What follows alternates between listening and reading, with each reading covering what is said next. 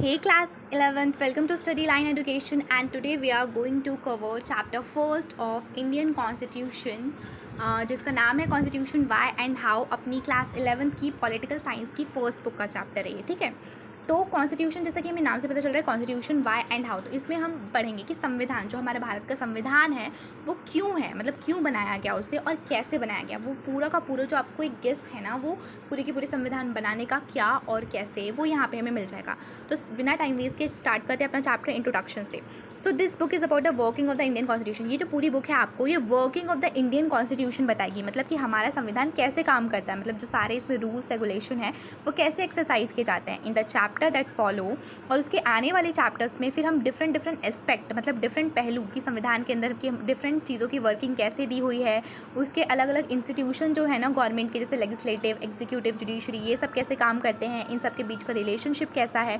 और इन सब चीज़ों को स्टार्ट करने से पहले हम इलेक्शंस के बारे में, गवर्नमेंट्स के बारे में, प्रेसिडेंट, प्राइम मिनिस्टर, उनकी क्या पावर्स है, पूरा एंटायर स्ट्रक्चर ऑफ गवर्नमेंट क्या है, किस प्रिंसिपल के पीछे जो इंस्टीट्यूशन ऑफ गवर्नमेंट है वो काम करता है, जो कि कॉन्स्टिट्यूशन ऑफ इंडिया से जिसका ओरिजिन हुआ है, कॉन्स्टिट्यूशन ऑफ इंडिया से जिसको पावर मिलती है, सब सारे जो इंस्टीट्यूशन है वो अपनी पावर को किस तरह से कॉन्स्टिट्यूशन ऑफ इंडिया से डिराइव करते हैं, लेते हैं, वो सब इस चैप्टर में हम बहुत अच्छे से आराम से ईजी वे में पढ़ लेंगे और आपको ये चैप्टर आराम से याद हो जाएगा। इसके बाद आपको एनसीईआरटी खोलने की जरूरत नहीं पड़ेगी।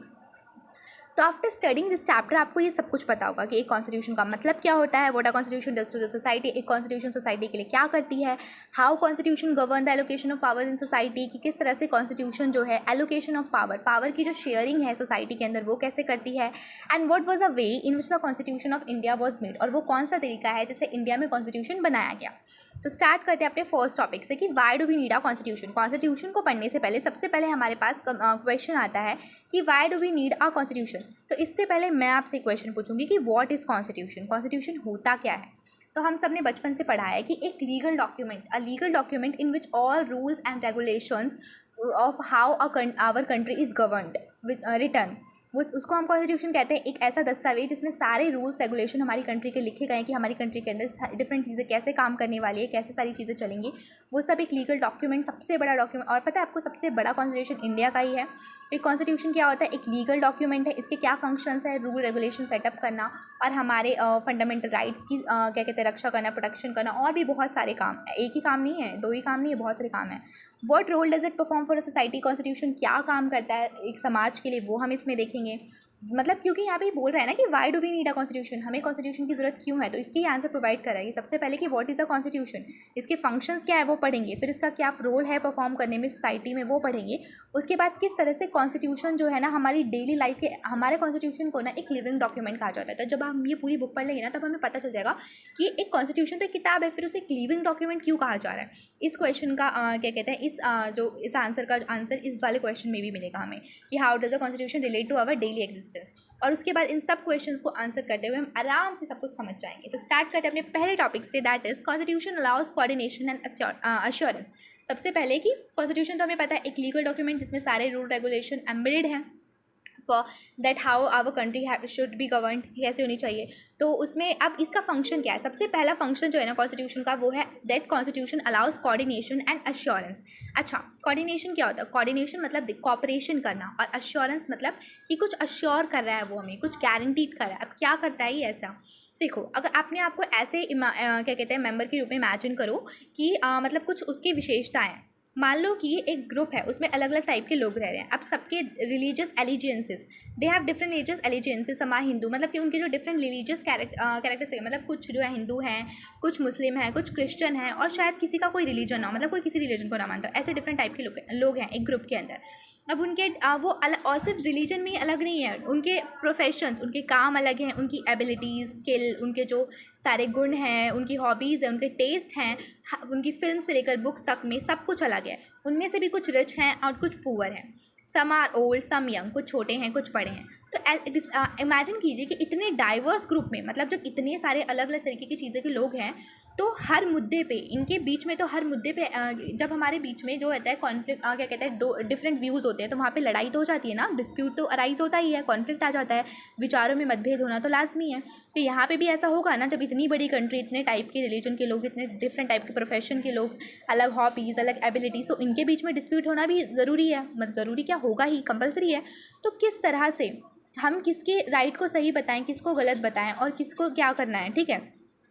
किसको कितनी प्रॉपर्टी अलाउ करनी है कि भाई कौन कितनी प्रॉपर्टी रख सकता है, क्या हर स्कूल को हर चिल्ड्रन को स्कूल भेजना ज़रूरी है, क्या ये पेरेंट्स डिसाइड करेंगे कि स्कूल जाना है कि नहीं, या बच्चे डिसाइड करेंगे, या फिर कितनी सेफ्टी किसको देनी चाहिए या कितनी सिक्योरिटी देनी चाहिए। उसके बाद क्या गवर्नमेंट को पार्क बनाने चाहिए, या फिर क्या कहते हैं, क्या किस डिस्क्रिमिनेशन होना चाहिए, भेदभाव होना चाहिए सोसाइटी के अंदर, क्या कुछ ये सारे की सारी चीज़ें जब हम कॉन्स्टिट्यूशन के फंक्शन के बारे में पढ़ेंगे ना तो हमें ये पता चल जाएगा।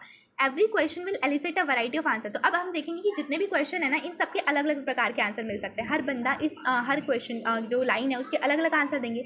तो क्या है कि from different people but for all their diversity. लेकिन इन सबके बावजूद इनकी जो ये डाइवर्सिटी है, डाइवर्सिटी मतलब ये जो विभिन्नताएं हैं, इतनी अलगताएं हैं, ये सब एक साथ रह रहे हैं। देखा ना हमारी कंट्री में, ये हमारा कंट्री इसका जीता जाता एग्जाम्पल है कि इतने डिफरेंट टाइप के लोग होते हुए भी, इतने सारे डिस्प्यूट होते हुए भी सब एक साथ कैसे रहते हैं। जैसे आपने अपने घर में देखा होगा कि आप भाई बहन में लड़ाई हो जाती है तो बात करना बंद कर देते हैं, एक दूसरे से बोलते ही नहीं है। तो फिर तो जब पूरी कंट्री में इतने सारे डिफरेंट टाइप के लोग हैं तो इनके बीच में लड़ाई हो जाती है, लेकिन फिर भी ये लोग एक साथ रह रहे हैं। ऐसा कैसे हो जाता है? बहुत सारी फैमिली टूट जाती है पर बहुत सारी फैमिली साथ रह जाती है। तो इंडिया भी एक ऐसी फैमिली जो साथ है। ऐसा कैसे है? तो they are dependent upon each other, क्योंकि हर कोई एक दूसरे पे डिपेंडेंट है, हर कोई एक दूसरे पे निर्भर है एक दूसरी तरीके से। कैसे? क्योंकि they require the cooperation of each other. हर किसी को हर किसी की ज़रूरत होती है। ये दुनिया में एक इंसान अपने अकेले के दम पे नहीं रह सकता। वो नेचर हो, इन्वायरमेंट हो या ह्यूमन्स हो, हर कोई एक दूसरे पे इंटरडिपेंडेंट है, ये तो हम जानते ही हैं। So what will enable the group to live together. पर ऐसा क्या चीज़ है जो कि इनको बहुत ही अच्छे से शांति से रहने पर मजबूर करता है, एक साथ रहने पर मजबूर करता है? कुछ तो होगा ऐसा। यस। और अगर आपने इसका आंसर गेस कर लिया तो you are a genius. Yes. तो इसका आंसर है हमारा कॉन्स्टिट्यूशन। पर इसके बारे में हम देख लेते हैं यहाँ पे।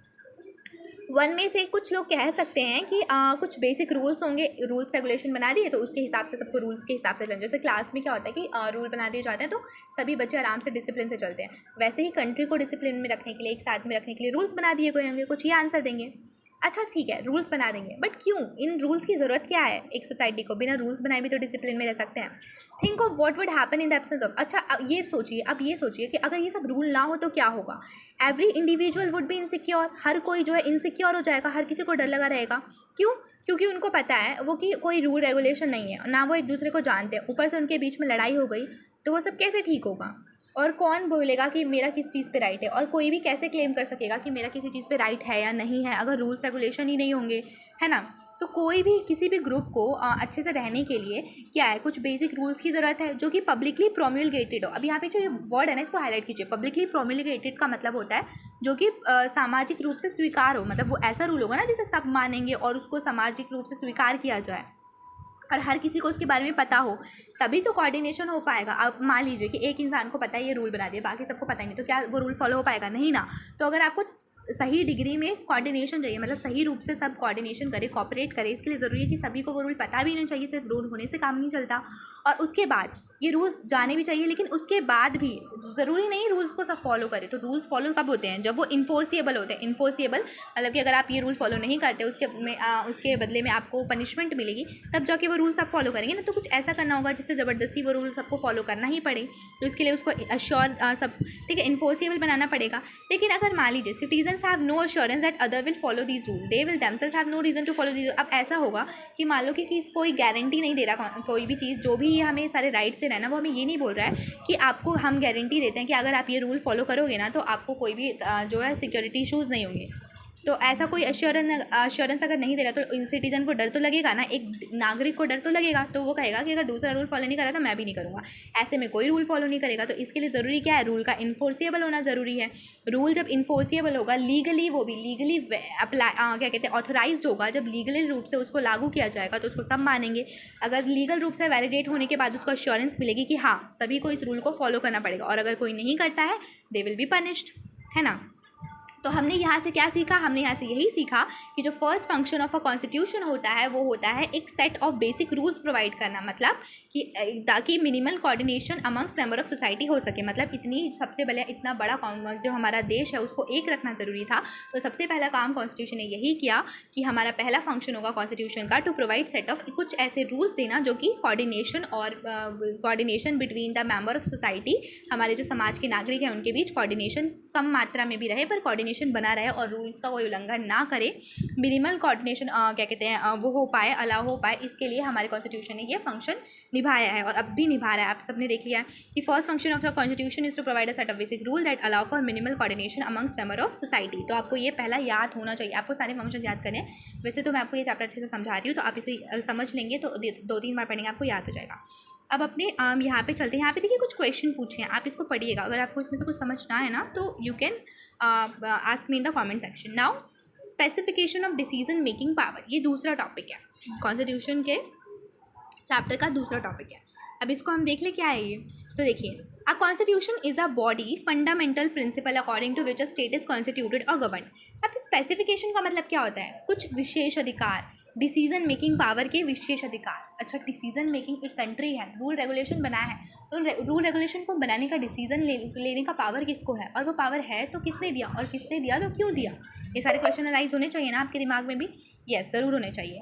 एक कॉन्स्टिट्यूशन एक बॉडी है फंडामेंटल प्रिंसिपल की, मतलब उसमें मौलिक इकाइयाँ हैं, मतलब प्रिंसिपल्स हैं कुछ जिसके ऊपर कॉन्स्टिट्यूशन हमारा चलता है, गवर्नड होता है।